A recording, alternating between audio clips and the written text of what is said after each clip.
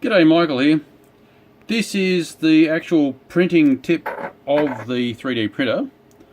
That's where all the ooze happens. You got that cubic looking heater block with the larger hole is for the actual element and the smaller hole is for the sensor, which is a thermocouple. And that's the actual tip, which has got a 0.4 of a millimeter hole. And that little tip's probably processed about 6 or 8 kilos of filament, so it's actually done a fair bit of work already. But what I found was really annoying. I had it jam a few times with the temperature climbing a little bit higher than I expected in the back end. Well, that's what I kept blaming anyway. But as it turned out, those of you that may be familiar with these assemblies, this finned area is the bit to be cooled. Along here, my hands are nice and dirty. The finned area is to be cooled, and that block and the actual tip is to be heated. Okay, and if you are familiar with these things, you notice that there's about 6mm missing off here. Unfortunately, I didn't think to video this when I was looking at it initially, but what had happened was this component holds the supply tube, or the Teflon supply tube. Now, where it would have sat in space is about there, right? Actually about there. And that meant that there was a whole lot of gap between the end of this fitting, right here, which I've turned. I've already modified this thing, unfortunately, so I can't show you the original, and the bottom of that hole.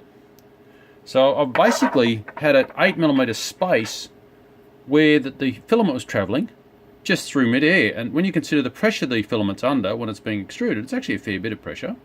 I don't know how many kilos it'd be, but it'd be a couple of kilos on a small filament.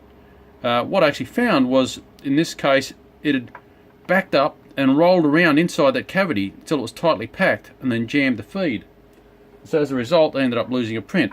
And when you talk about hours involved with the print, and the filament, of course, it's just a terrible waste. So what I've done is I've turned, I don't know whether you can see that, I've turned a taper on here. That was a square end, and I've cut back some of the thread. And I happen to have a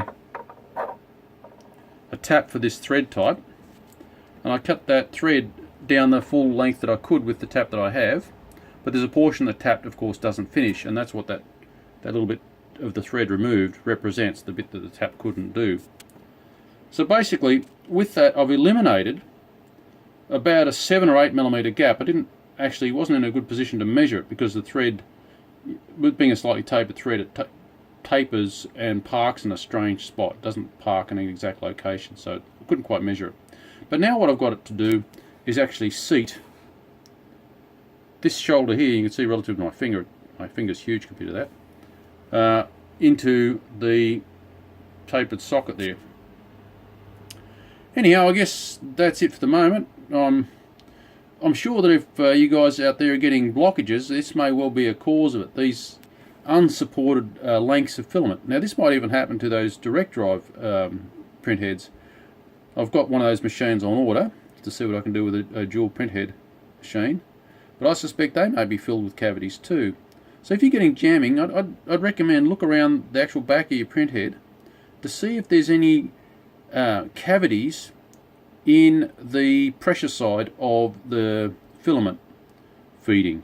I'm not sure of all the different designs of machines out there that do extrusion, but basically a cavity can't be a good idea, and it might be worthwhile have a bit of sticky beak on your machine and see what's around in the way of gaps and inefficiencies generally in the design. Do not assume that they are optimal. I made the assumption that this part here was actually quite well refined, but it obviously wasn't. An 8mm gap of unsupported filament does not equal a refined design.